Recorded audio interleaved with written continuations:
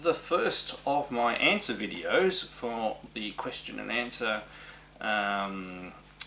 questions video that I posted a couple of weeks ago, and I actually got quite an overwhelming response, which I'm very appreciative of. The number of people that asked questions was way beyond my expectations.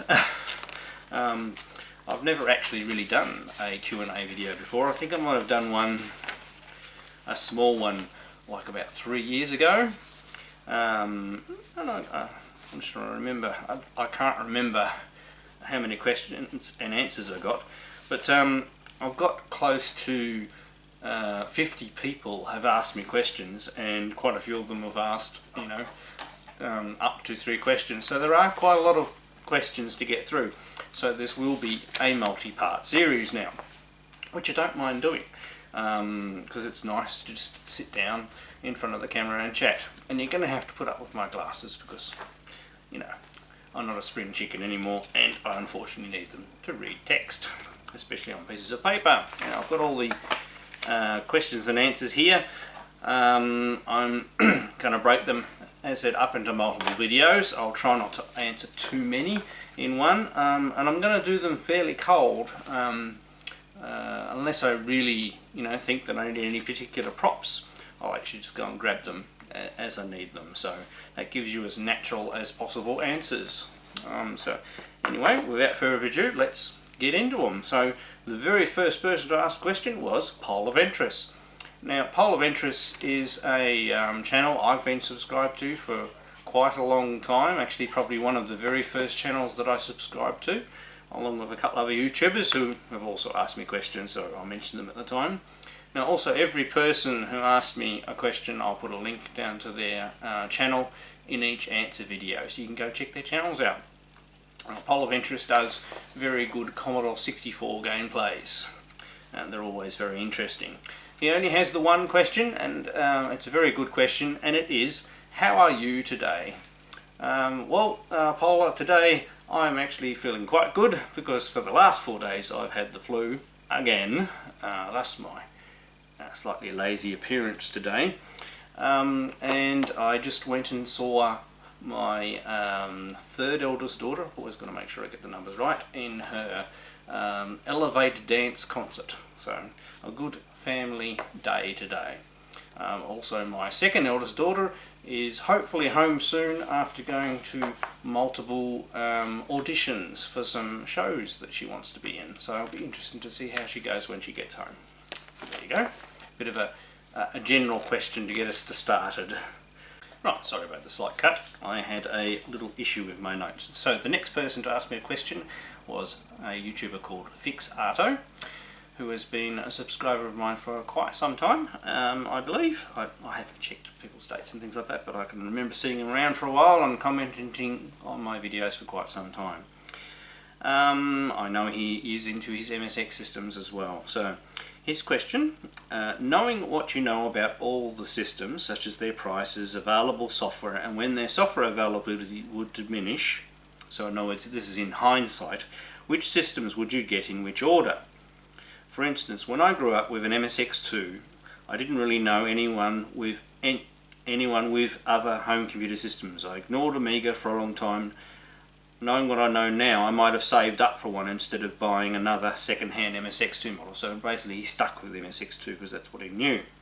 Later on, I would also have gone for a PSX instead of an N64, as the latter turned out to have far less RPGs that he liked. So I know the N64 had far less games of the type he actually liked to play. So in retrospect, would have I chosen a different system? It's especially true more in my case because I chose the Spectre Video first, and it didn't have much software at all brought out for it. In fact, I probably brought out more software myself for the system than anybody else. And then the MSX came along, and I mean, it was the natural computer to go to because it was the one I'm familiar with. And once again, I was let down by not having much software. There was a lot of software for the MSX, but none of it got brought into Australia. So knowing what I know now, I probably would have gotten an Atari 800 sooner.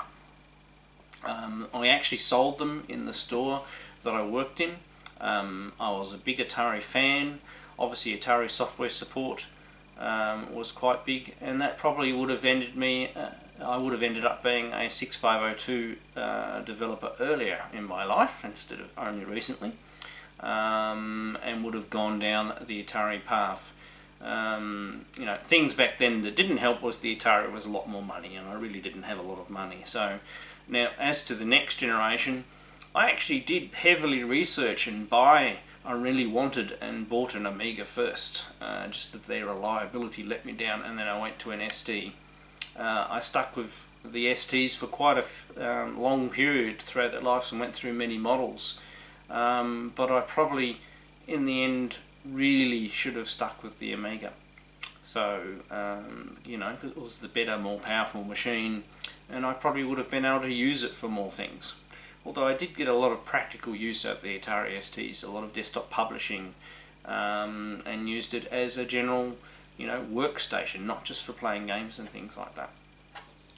We'll keep that answer strictly to the computers because that's where it was based. So thank you very much for your question. It was a really good one. Now, next question is from AdiSneakerFreak. My question: what was your first system and what got you into collecting? So my very first system, now caveat here, our family did own an early Pong console. Not going to count that one because that wasn't strictly mine. So the very first system that I got, and I saved up half of the money for this, and my father lent me the other half. I think I paid $350 and my father gave me another $300. So this cost $650 back in the day, and it was for a second-hand TI-99-4. And the deal at the time was that it was supposed to come with the Advanced Basic cartridge, and the guy stiffed me on that. I did get TI Invaders though. I do remember playing Parsec for it at the computer store where I first encountered the TIs, but could never afford to have that particular game myself back in the day. So the game I'm mainly familiar with is TI Invaders. That was the one cartridge I have, and the rest of it was me programming the computer and getting it to do stuff, which is sort of one of the reasons why I started down the path of liking machines with the TI graphics processor in it, because it was what I was familiar with. But the basic was very, very limited on the TI machine. It was very slow. The Advanced Basic actually was quite powerful, and allowed you to automatically move sprites around and things like that. But anyway, the TI was my very first system. Had chiclet keys, not full movable keys. That's one of the systems that I've owned in my life that I don't have back. I do have a TI-994A, but not a TI-994. They're actually not very common at all and don't pop up very often, and they're quite old.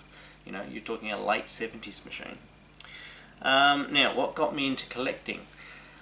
I think it's because I've always been a collector of something. Although not heavily in my earlier life, but I've always kept stuff. So I've been very adverse of getting rid of things and cleaning out. Probably the first thing that I collected in any great manner, even pointed back to the Lego that I did sell to buy that first computer, I kept everything. Kept every little last piece and most of the boxes and everything like that. So I said I've never been a person to not throw stuff away.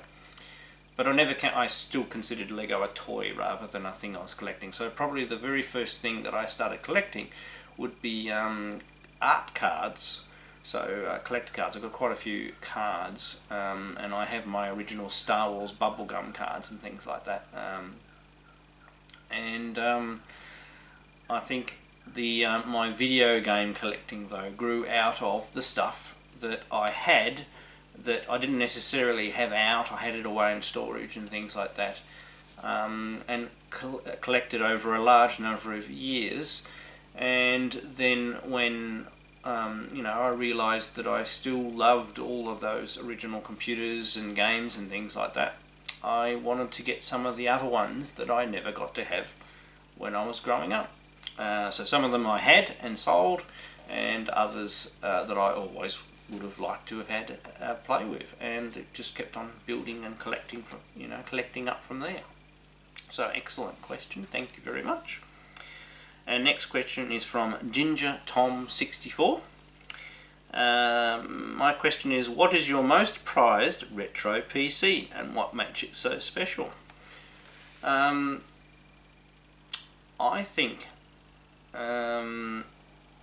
I have a lot of retro PCs that I'm proud of, and I'm not even going to choose the rarest one of them, but I think it has to be my Spectravideo 738 computer. It is probably the computer that it harkens to the period where I was most productive writing software and releases, and it just brings back so much nostalgia. So it's definitely not the rarest computer in my collection, and I do have some nice prize pieces that I'm proud of, but it's probably the machine that has the most nostalgia for me. So hopefully that answers your question.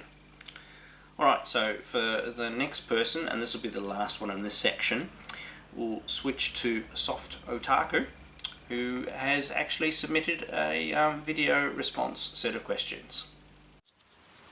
Tony, congratulations, sir. Well deserved. 1500. Number 1 question. When are you coming to visit? Question number 2. When do I get my NES cartridge of the Electric Adventures something signed? And question number 3, how much can you drink? Thank you. Bye-bye. Right, so thank you, Tony. So interesting questions. Let's get into them. So when are you coming to visit? Well, I have been to Japan a number of times, and I do intend on going back. I actually have a friend who I do computer work with, and he works in Japan and comes over here to Tassie, and at some stage, depending on how our business arrangement's going, it might entail me a trip to Japan. That's probably my best hope. My wife has expressed some interest in coming to Japan, but I believe she has her eyes set on probably a cruise ship type of trip first, and probably a European UK vacation as a second choice. So Japan's not quite up her list, as high as it would be on my list.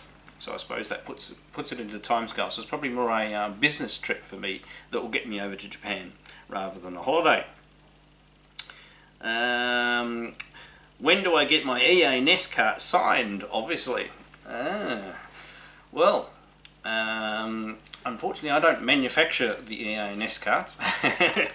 So if you have one, then send it to me. I will happily sign it. And that applies to anybody who buys my Nintendo cartridge, the Game Expo one, or any of the other ones I produce in the future. If you send it to me, I will sign it and send it back to you. I'm quite happy to do that. Question number 3. How much can you drink? It depends on what we're talking about. I don't drink much beer at all. I like beer, but I only have a couple of them. Scotch, I'm quite happy to work my way through a fair bit of that. And I think the thing that I have actually drunk the most, and this, to my liking Japanese cuisine tendencies, is actually sake. I went through with, and I'm just trying to make sure I get the company right, I think it was the Pentax, people from Pentax took me out and we went through, now sakes are actually classified by numbers, and we went through 10 different sake numbers, I felt, very, very relaxed by the end of that session. Although I still do actually remember most of it, so I approve of sake as a drink to drink in quantities. So as long as it's good sake. Okay, well, as I said, I don't want to make these videos too long, otherwise I'll never get them out.